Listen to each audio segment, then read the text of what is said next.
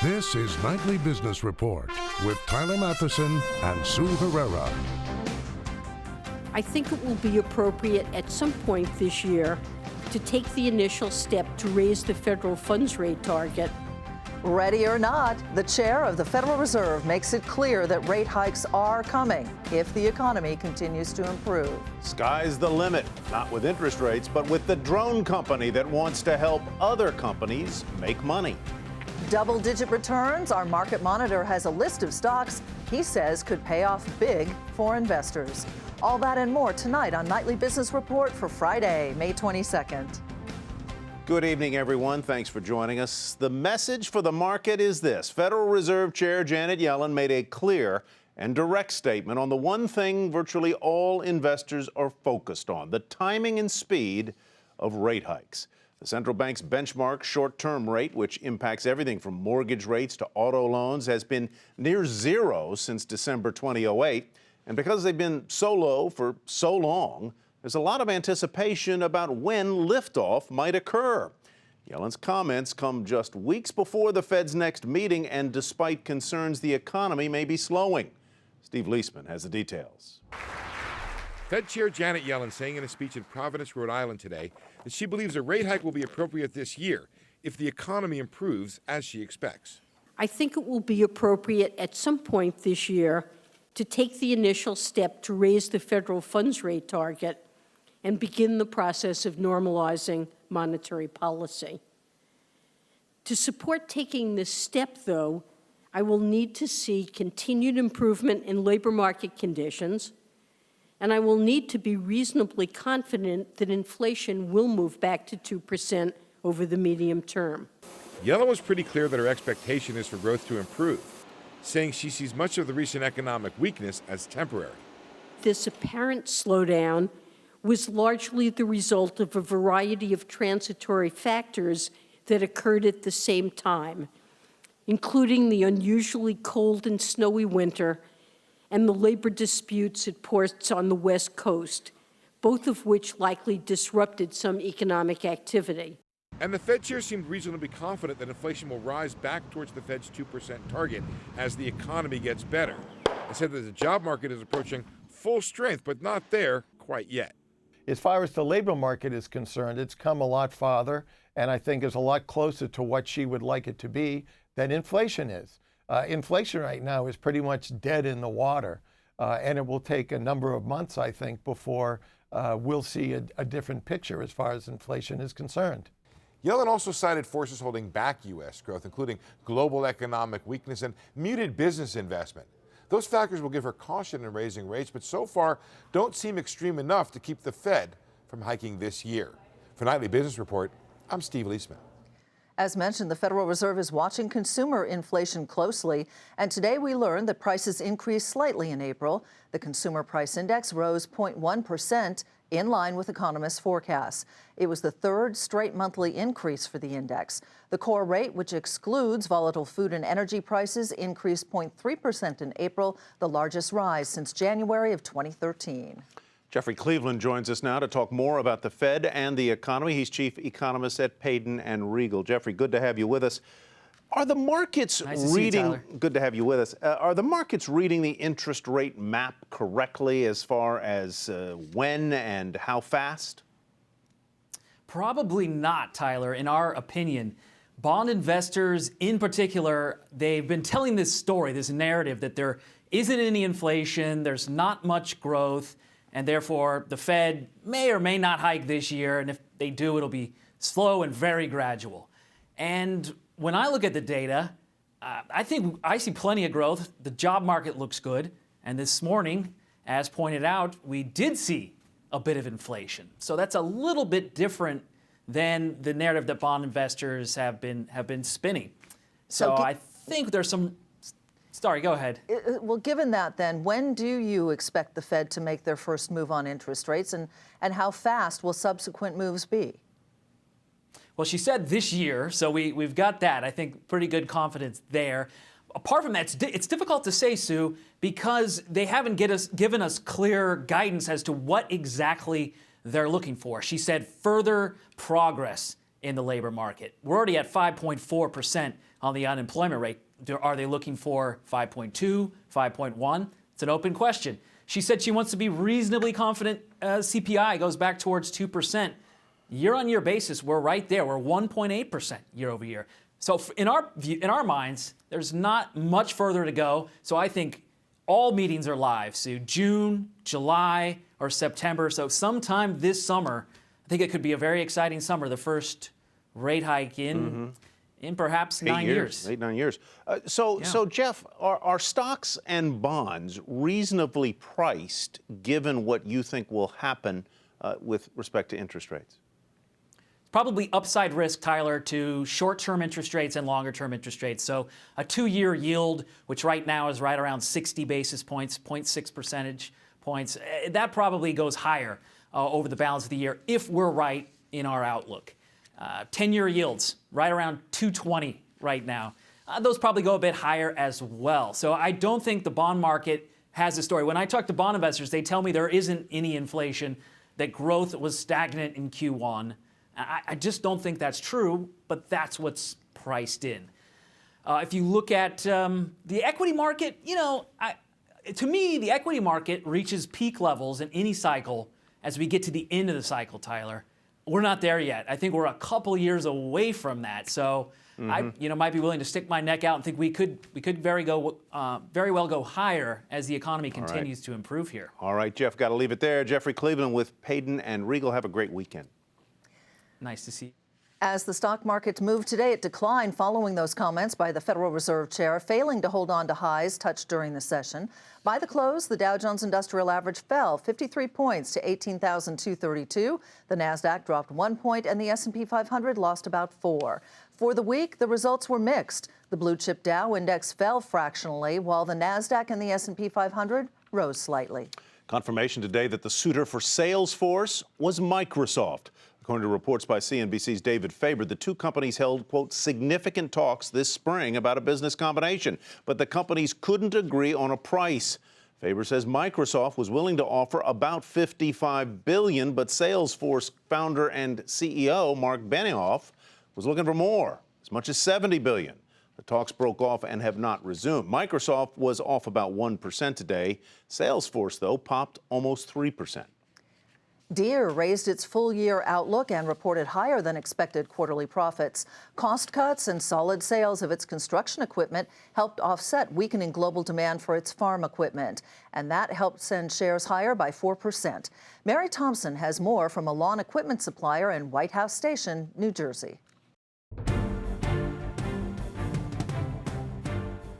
John Deere delivering plenty of green in its second quarter, overcoming the negative effects of the stronger dollar and continued weakness in demand for its biggest big-ticket items, farm equipment like tractors and combines.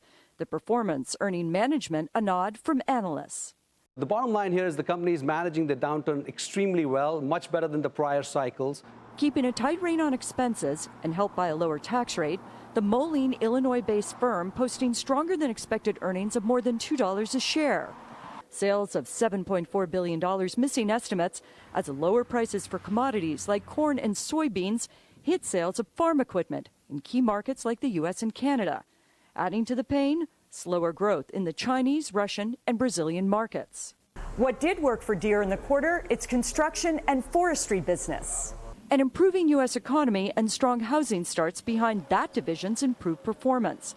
And while sales of big farm equipment fell, sales of its smaller machines, like mowers sold at the Power Place in White House Station, New Jersey, were steady. And that's good news for owner Gus Otteson. I've been through down years, so flat is always better than a down year.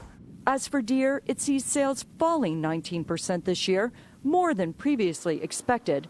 But it did raise its profit outlook, expecting to harvest more earnings from fewer sales by holding the line on costs. From White House Station, New Jersey, I'm Mary Thompson for Nightly Business Report. Some construction companies have also found a new way to help make sure projects get done on time by using drones. And although the drone industry is still relatively new and regulations are still being developed, one company sees big opportunity in the drone economy. Jane Wells has more now from San Francisco.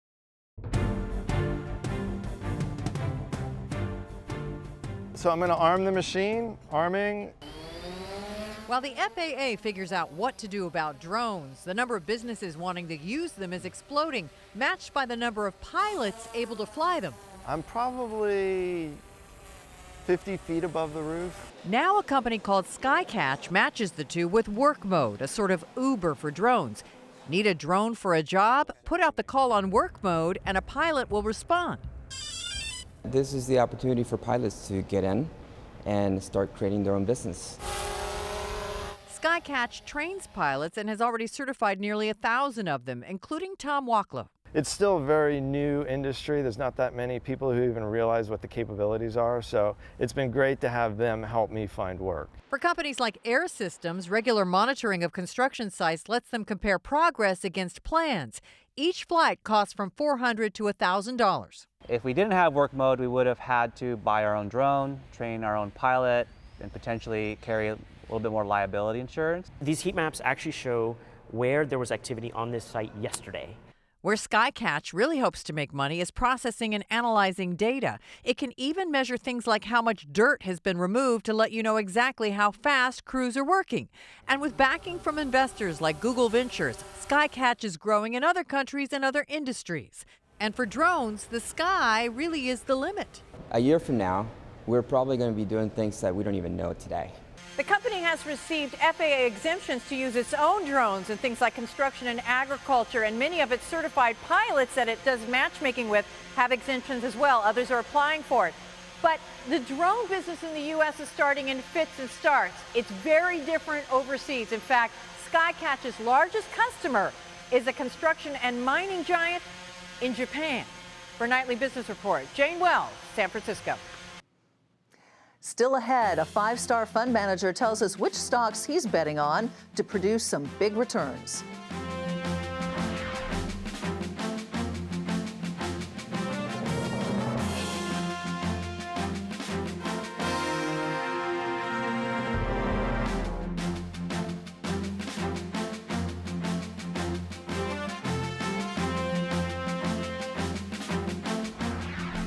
The Senate has a full plate of issues to deal with ahead of their Memorial Day recess. On the agenda, the Patriot Act, the Highway Bill, and President Obama's top legislative priority, the trade bill. John Harwood has more from Washington. John, let's start with the trade bill. Where does it stand? What's likely to happen? Well, we expect tonight that the Senate will pass a version of Trade Promotion Authority. That's the negotiating rights that allow the administration to complete the big Trans-Pacific Partnership trade deal. So last-minute flurry of amendments about currency manipulation. The Republican strategy backed by the White House is to try to have a separate vote on that, so it's not included here. They are reasonably optimistic they can prevail on that. Let's turn to the highway bill. In light of some recent studies on infrastructure, there's a lot of pressure to get that through. But what is the reality of it, John? Well, a short-term extension is likely to pass this evening before Congress leaves for that one-week recess. We still don't have a solution long-term, though, Sue, to how to make the Highway Trust Fund solvent. It's run short because gas prices are down, cars are more fuel efficient, and so the amount of money that you need to do highway projects, to build new highways, repair old ones, is simply not coming in. We're not sure that Congress is ready yet to do the things like raising the gas tax that might close that financial gap. And where do we stand on the Patriot Act?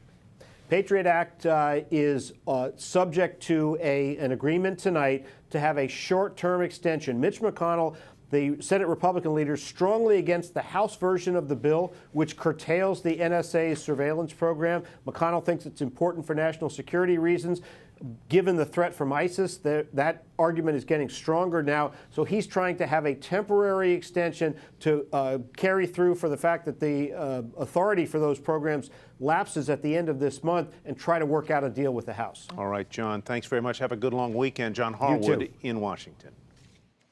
Charter Communications and Time Warner Cable both moving on more deal speculation, and that is where we begin tonight's market focus. Charter is in talks with Time Warner Cable about a bid that is likely to be well above $170 a share. That's according to the Wall Street Journal. Last year, Charter originally offered about $132 a share, but Comcast beat that offer before abandoning its bid. Charter was off almost 2% to 175.29. Time Warner Cable was 3.5% higher to close at 171.18. Shares of Quest Diagnostics spiked after a brief trading halt. Some reports say the stock moved on talks of a buyout of the diagnostic testing and information service provider. Shares popped almost 8% to 79.60. And a proposed $19 million settlement between MasterCard and Target over the retailer's 2013 data breach fell through today. This is not enough banks accepted that deal that would have paid the banks to cover fraud-related losses. Both stocks were off just a fraction. Target closed at 79.29. MasterCard ended the day at 92.69. And Inc. reported a moderate rise in first quarter sales as strong performance at its Loft stores made up for sluggish returns from its namesake chain. And still, the retailer is struggling with weak traffic and competition. Shares were off just slightly to 46.97. Campbell's Soup reported earnings that easily topped estimates, but revenue fell short because of currency effects. The company also said full-year sales going to be at the lower end of estimates, but earnings are going to be at the upper end of the projected range. Go figure.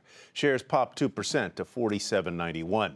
Foot Locker says its last quarter was the most profitable in its history. Earnings, revenue, same-store sales, all topping consensus. Despite that, shares were off a fraction to 63.46. And today, a court ruled that activists cannot pull its top-selling Alzheimer's drug from the market in favor of a more expensive extended-release version. Lawyers for the drug maker say it would suffer $200 million in lost sales if it couldn't withdraw the older drug version. The stock up a little bit. It finished at $301.35. Our market monitor sees consumer spending picking up later this year and has some stocks that he says will grow more than 15% over the next 1 to 2 years. He is Gary Bradshaw, co-portfolio manager at Hodges Capital Management, the Dallas-based fund group that runs more than $2 billion in assets. Welcome. Nice to have you here, Gary. Glad to be here, Sue. Thank you. I assume that means if we're going to see more consumer spending, that you really do see the economy continuing to recover and grow near term. Sue, we really do. At the Hodges Fund, we think the economy will continue to grow, get stronger through the last half of the year, and we think the consumer will benefit from that.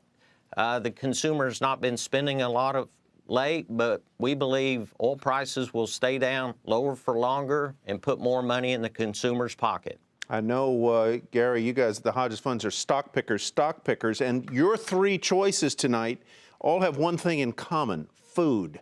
And the first one's ticker symbol is EAT, EAT. Tell me about it. Well, you're right, Tyler.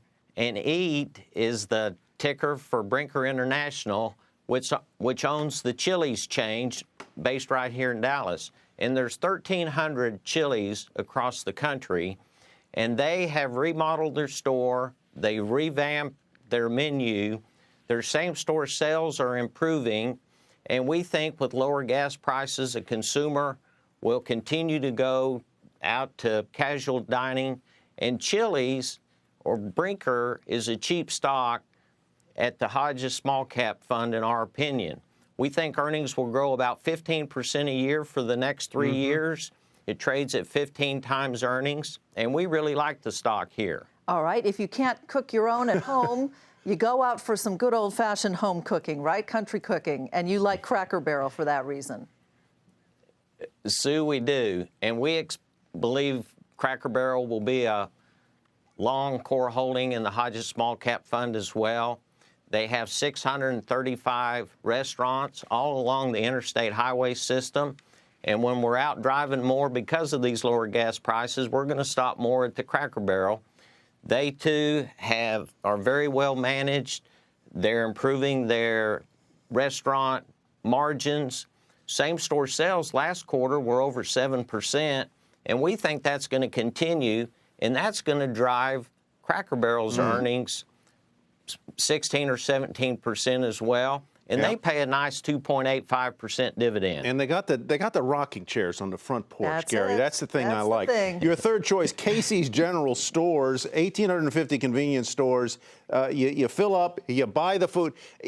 Talk to me about Casey's very quickly, but also tell me how you stay thin eating if you eat at all these places. Well, Tyler, Casey's a great business. They own all their real estate under those 1,850 stores. As gas prices are down, people have more money to go in and buy. We may not stay thin, but we think Casey's margins will stay fat. Very, very well-run business. They'll grow their store base 100 stores a year. And all three of these companies, we believe, will remain core holdings. Okay. They'll grow 15% a year, and we like them all. All right, Gary, thanks so much for joining us. Have a great long Memorial Day weekend. Gary Bradshaw with Hodges Capital Management. Ty? Coming up, investment slam dunk. The venture capitalist who's seeing big returns on the Basque swish, Steph Curry.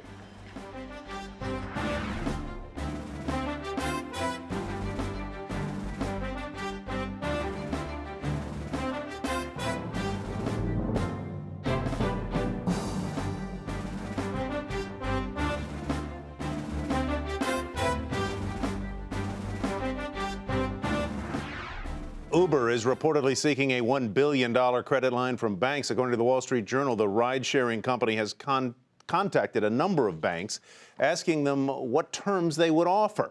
The move could signal an eventual initial public offering.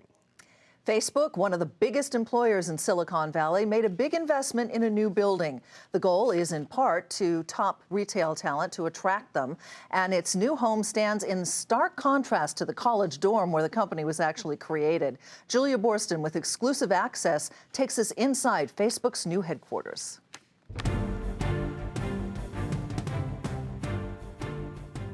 With Facebook just passing the 10,000 employee mark, and with Apple stealing the design headlines with its new spaceship-shaped headquarters, Mark Zuckerberg needed a new building.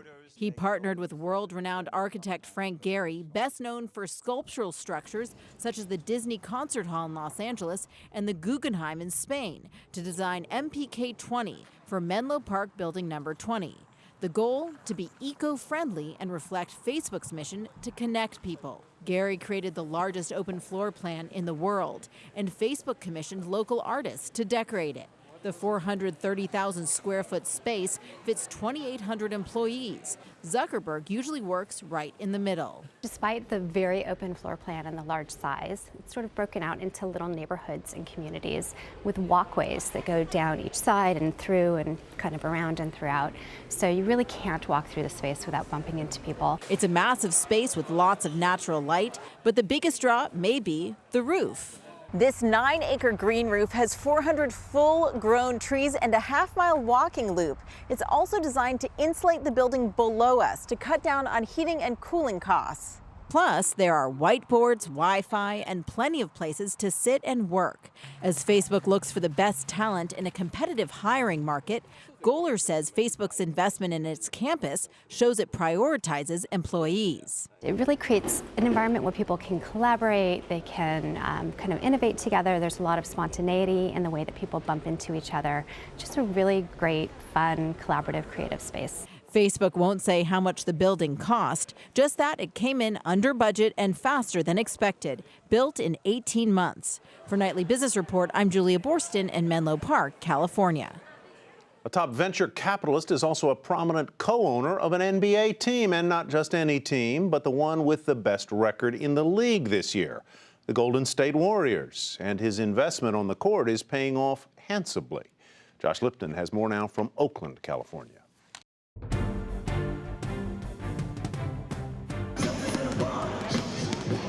The Golden State Warriors are on a roll. The team is back in the Western Conference Finals for the first time since 1976. That's good news for the players, fans, and the owners. Joe Lacob, a longtime venture capitalist with Kleiner Perkins, bought the team in 2010 for $450 million. Now it's worth more than $1 billion, according to Forbes. Lacob says building an NBA powerhouse isn't all that different from creating a successful startup. It comes down to one thing. The people, the people, the people. That's what matters. You have to have great management, and the management have to hire great people underneath them, and you have to build a team and an organization and a culture. And yes, the specifics of how you turn the organization around maybe are important, but actually it's the people that do it. Lacob isn't the only professional investor and tech veteran who owns an NBA team.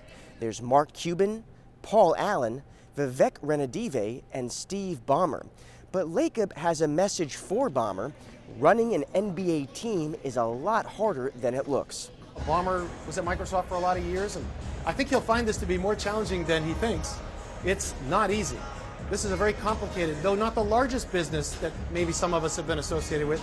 It's very, very complicated in terms of the media, in terms of the business, the sales aspects, in terms of the, so many things, the basketball side. It's really a multidisciplinary type of activity. Lacob says he doesn't care about the team's valuation. What he does care about deeply is winning championships. Game 3 with Houston is tomorrow night. For Nightly Business Report, I'm Josh Lipton in Oakland, California. Good luck to everybody in that. All right, thrilling game last night. That's Nightly Business Report for tonight. I'm Sue Herrera. Thanks for joining us. And I'm Tyler Matheson. Please enjoy the holiday weekend and join us for a special edition of Nightly Business Report on Monday evening.